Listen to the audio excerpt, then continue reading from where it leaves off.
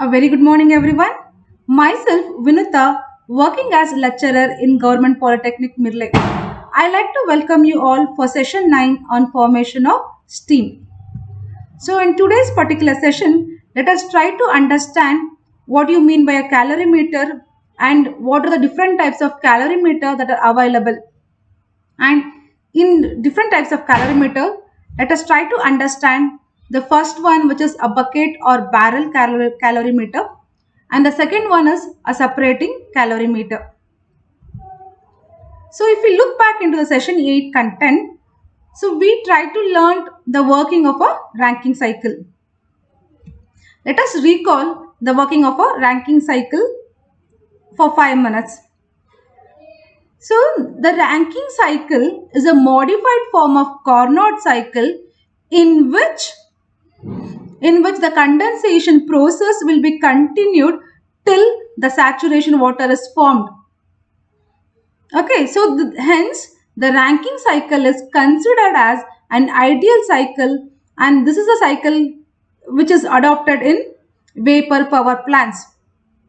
So if we consider the process 1 to 2 which takes place inside the boiler, it is a isothermal expansion process where the boiling of the water will takes place at a constant temperature process. That is, the saturation water will be supplied to the boiler. This saturation water will be converted into a dry saturated steam inside the boiler. So this process is represented by 1 to 2, which is an isothermal expansion process. So the process 3 to 4. So the steam which is produced inside the boiler will be expanded in the turbine.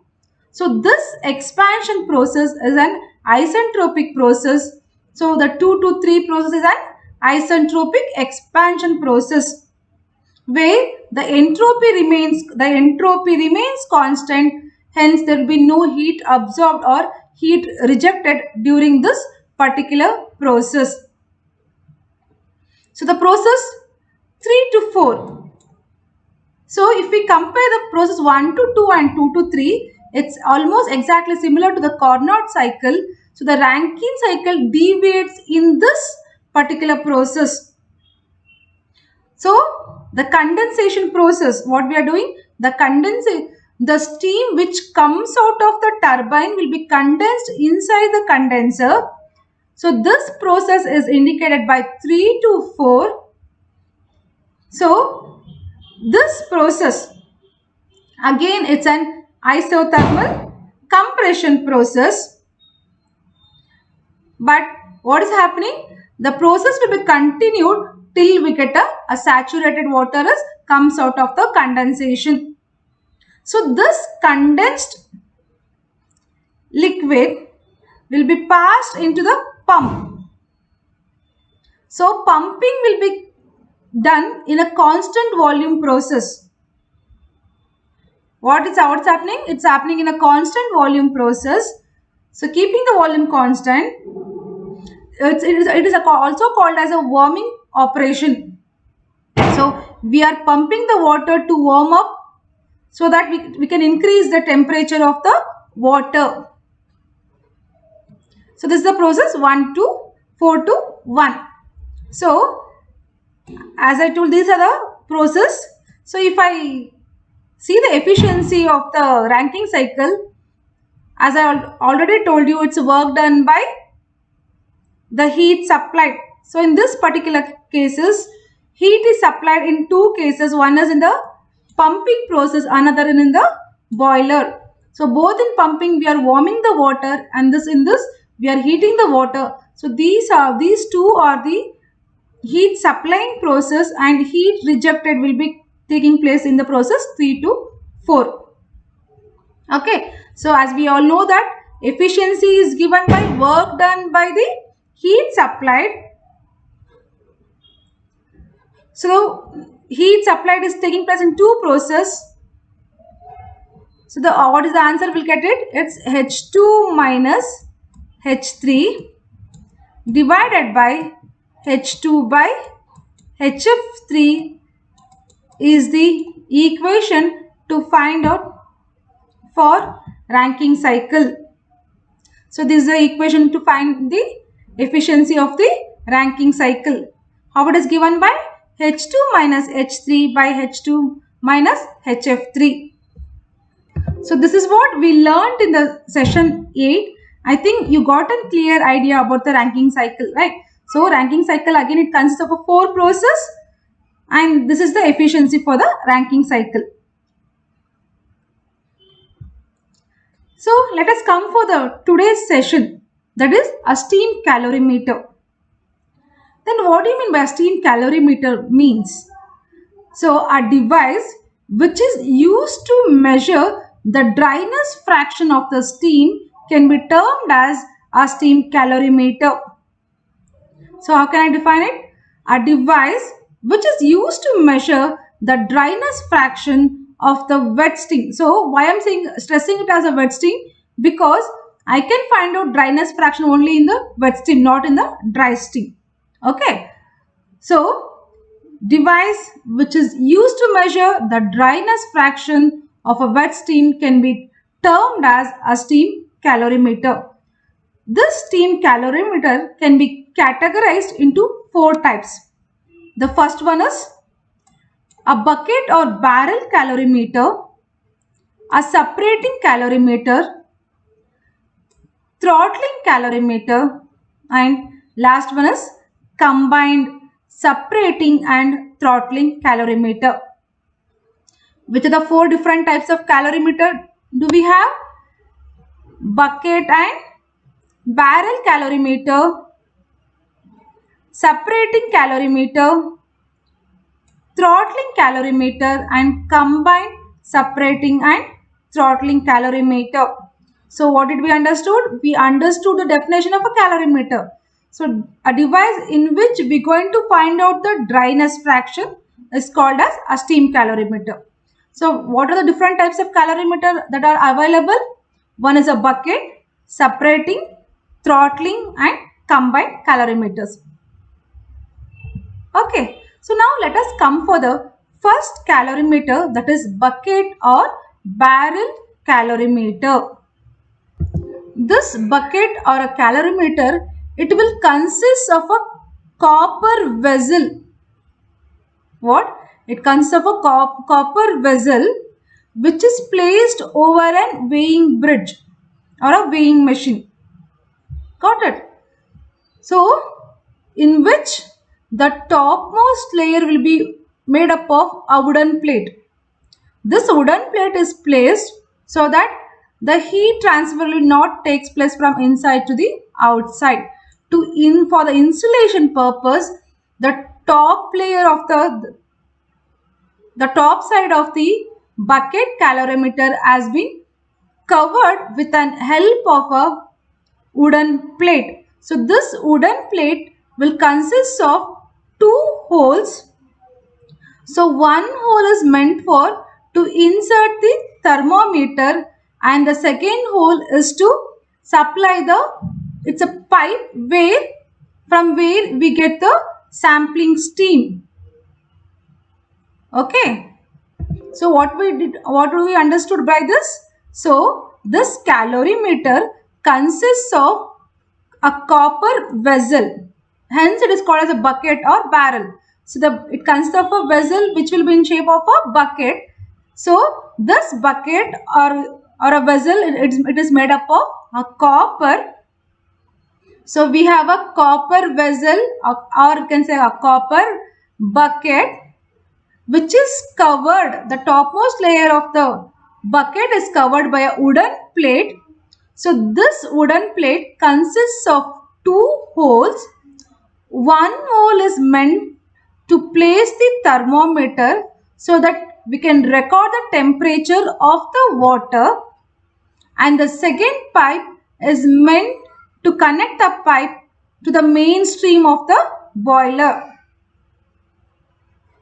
Okay, so these are the parts of the calorimeter.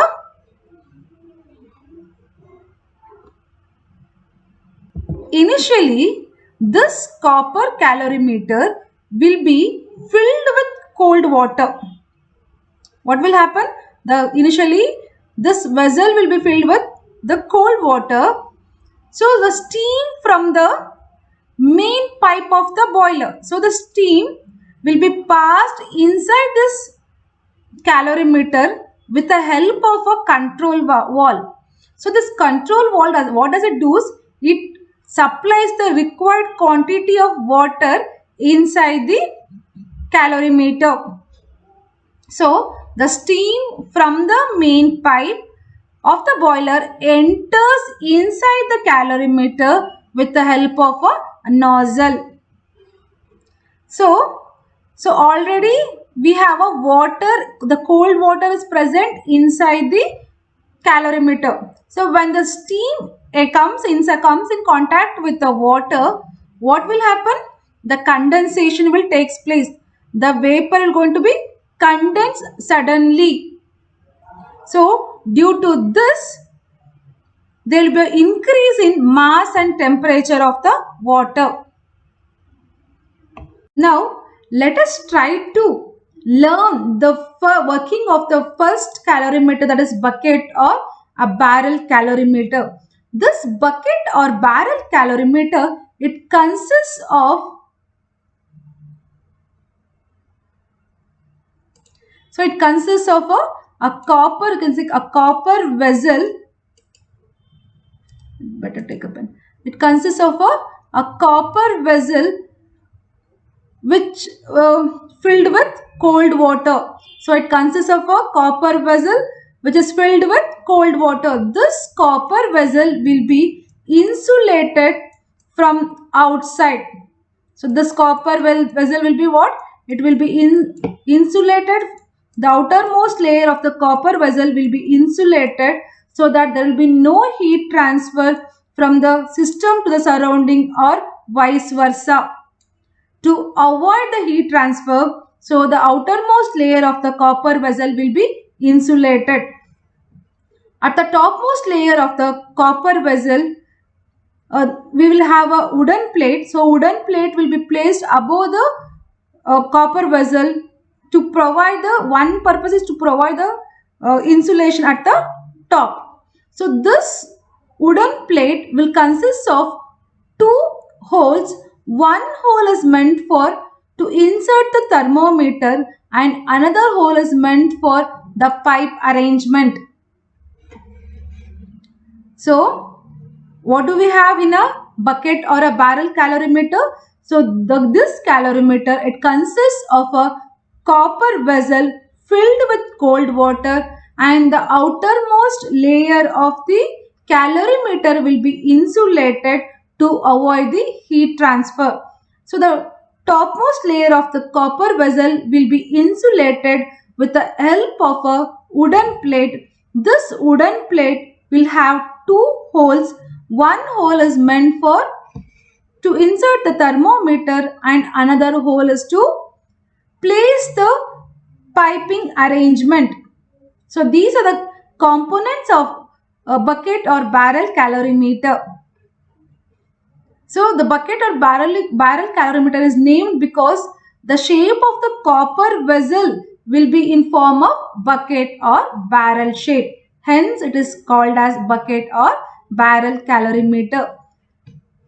In this calorimeter, the steam from the boiler enters into the calorimeter through the nozzle. With the help of a nozzle, the steam enters into the calorimeter. So the quantity or the amount of steam which enters the calorimeter will be controlled by a control valve. So this control valve helps to send the required amount of steam inside the calorimeter. So the steam which comes out of the piping or comes out of the boiler will come inside the calorimeter. So the steam will come in contact with the water. So the water, and this water will get condensed. The steam will get condensed into water. As a result of this, there will be, since the heat from the steam will be received by the water. Therefore, there will be a heat transfer it takes place between the steam and the water. Due to this heat transfer, there will be an increase in temperature of the water. Along with the temperature, even the mass also increases. Did you understood? So, the steam which enters into the calorimeter will get condensed. Why it will get condensed? Due to the heat transfer that takes place between the water and the steam. Due to this heat transfer, the temperature as well as the mass of the water will increases. So then the temperature of this particular water will be measured before condensation and after condensation. So the temperature of the water will be recorded with the help of a thermometer. So with the help of a thermometer, we are going to record the temperature of the water before and after condensation. So already I told you the quantity of the steam can be controlled with the help of a control valve. So by knowing the quantity of steam, by knowing the mass, how much weight or how much mass of the steam is entering into the steam, we can easily calculate the dryness fraction of the wet steam. So now let us consider ms as the mass of steam that has to be condensed and mw as the mass of the cold water that is present in the barrel or in the copper vessel. So what is ms? Let us consider ms as the mass of the steam and mw as the mass of the cold water in the copper vessel, and Cp as the specific heat of water, X as the dryness fraction of steam, and HFG as latent heat of steam at pressure, at given pressure, and T1 as the initial temperature of water before mixing with steam, and T2 be the final temperature of the steam, and T saturation will be the saturation temperature. By taking this data into account, what we told, since the copper vessel has been insulated, whatever the heat transfer takes place, that will be between steam and the water. Keeping that basic idea in mind, that is, so there is, considering that there is no heat transfer from the system to the surrounding or from surrounding to the system, the whatever the heat transfer is taking place, that will be taking place only inside the calorimeter, assuming that the heat transfer is taking only inside the calorimeter. The heat given by the steam will be received by the water, right? Since the system is insulated, the water, the steam, the heat which is given by the steam will be received by the water. Therefore, heat lost by the steam will be equal to the heat gained by the cold water. Therefore, since we are calculating the dryness fraction of the wet steam, so we're going to calculate that will be in the region of wet steam region. So how can I calculate that? ms into x into hfg1 plus cpw into T saturation minus T2, that will be equal to cpw T2 minus T1. So this formula is not there for derivation part, just you need to remember the equation. So what is the equation we have? ms, that is mass of the steam, into x hfg, that is dryness fraction into latent heat, plus CPW, the specific heat of water, into T saturation minus T2 will be equal to MW CPW into T2 minus T1. So this is the mathematical equation to find the dryness fraction of the steam by using bucket or barrel calorimeter. What did we learn? So this bucket or barrel calorimeter, it consists of a copper vessel which has been insulated. This copper vessel will be filled with cold water. At the topmost layer of the copper vessel, we will have a wooden plate. This wooden plate will have two holes. One hole is for thermometer and another hole is for pipe arrangements. The steam which enters the calorimeter will get condensed. Due to this condensation process, there will be an increase in temperature, and along with the temperature, even the mass also increases. So then what we're going to do it, the temperature of the water before condensation and after condensation will be recorded. So by weighing the mass of the quantity of wet steam and the mass of the steam and the mass of the water, we can easily calculate the dryness fraction of the steam. So how are we going to calculate? Since the system is insulated, the heat lost by the steam will be equal to the heat gained by the cold water.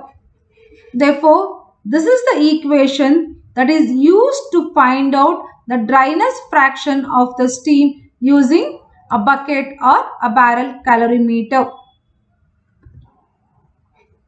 So what are the limitations? So since we are supplying the wet steam into the cold water, so the quantity, the measurement or this method is not completely accurate. Why? So one thing we need to remember, sufficient quantity of steam must be supplied to the calorimeter so that there will be much more, there is a larger increase in the temperature. For that particular reason, we need to supply sufficient amount of steam inside the calorimeter. If the quantity of the steam increases, there will be a increase in the temperature of the final temperature. If there is a huge difference between the initial temperature and the final temperature, then the value that will be obtained by the dryness fraction will be inaccurate. So hence this is called as this method is not a accurate way to calculate the dryness fraction. Okay, one more thing. So what we are saying that we have been insulated the outermost layer of the copper vessel. So if there is a huge difference between the T1 and T2, then there will be a transfer of heat to the surrounding due to the radiation of the steam. So due to radiation, there will be a heat transfer that will take place from the system to the surrounding. Therefore, this method is not accurate. So as the temperature increases, the losses to the surrounding will be more. Hence, the answer which will be obtained using a bucket or a barrel calorimeter will not be accurate. The second type of calorimeter, what do we have is a separating calorimeter. As the name itself indicates, this is a calorimeter, a simplest calorimeter which is used to determine the dryness fraction of the steam. How? By separating the moisture content from the wet steam. That is, what does it do? It separates the moisture content from the wet steam by mechanical separation or by physical separation. By physical separation, it's going to separate the moisture content from the wet steam. So this separating calorimeter, it consists of two chambers, a inner chamber and a outer chamber. This is the inner chamber what we have, and this is the outer chamber. These two are eccentric chambers, that is, they are not in line with each other. So it consists of two chambers, a inner chamber and a outer chamber.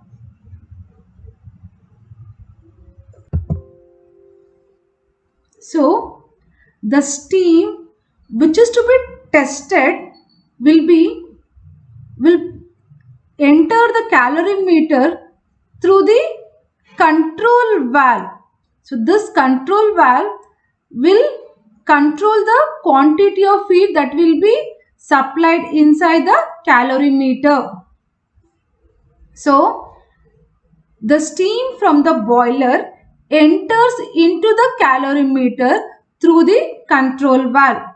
So when the steam enters into the calorimeter, there will be a sudden change in the direction. So here you can see there is a separator which is called as a baffle plate or a perforated plate. So perforated plate means a plate in which you will be have a holes. Okay.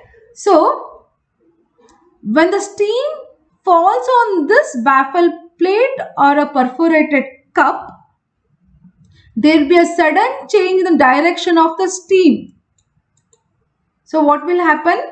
The steam which comes from the boiler will enter into the baffle plate or a perforated cup. You can see this as a perforated cup.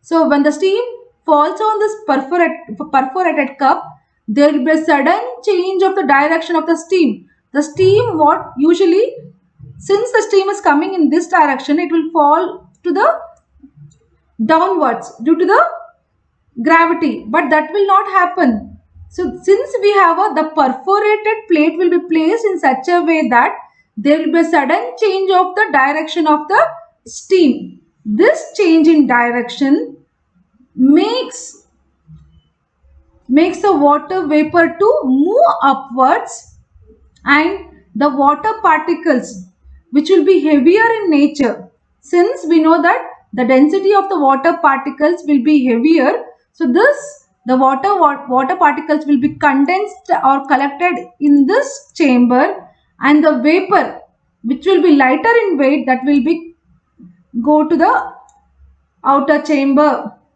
Understood? So what is happening in the separating calorimeter? The steam which comes out of the separating the steam from the boiler enter into the calorimeter with the help of a control valve. So this, as we told earlier itself, it consists of an inner chamber and outer chamber which will be placed with a perforated cup.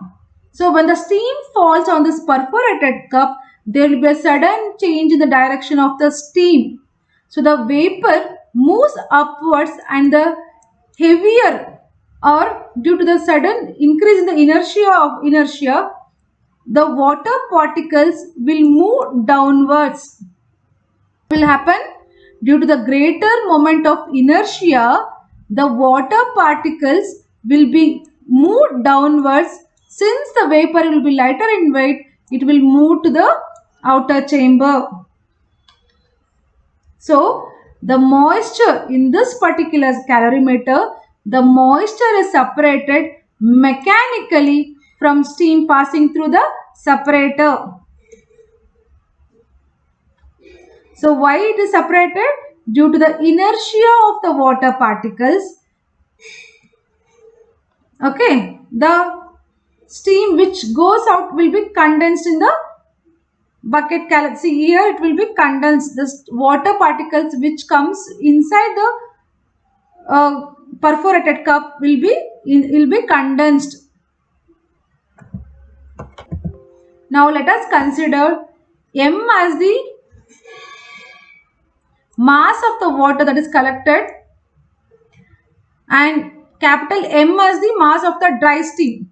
So as I told you, When the steam enters inside the calorimeter, due to the greater inertia, moment of inertia, the water comes inside the bucket and the vapor will move outside the chamber. Okay, so this will be the mass of the water and this will indicate the mass of the dry steam. Therefore, X can be calculated. I'll show you here itself.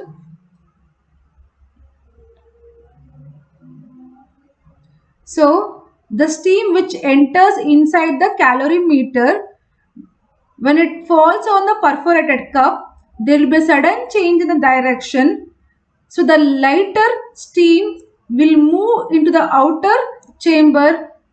In the inner chamber, the heavier water particle will be collected in the chamber.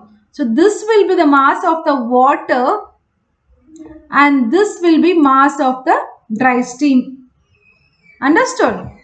So, therefore, the dryness fraction of the wet steam is given by mass of dry steam by mass of the wet steam. Therefore, X will be equal to mass by m plus small m, capital M by m plus small m. This is the equation used to determine the dryness fraction of the wet steam using separating calorimeter. Again, this method is considered as an approximate method because the separation. So what we are saying? So this is a method where there will be separation of the steam from the water particles mechanically. So mechanically we are separating the water particles from the dry steam. Okay, but this separation is not accurate or it's not 100%. So due to incomplete separation of the moisture from the wet steam, this particular calorimeter will not yield the exact value. Therefore, this method is an approximate method to find out the dryness fraction.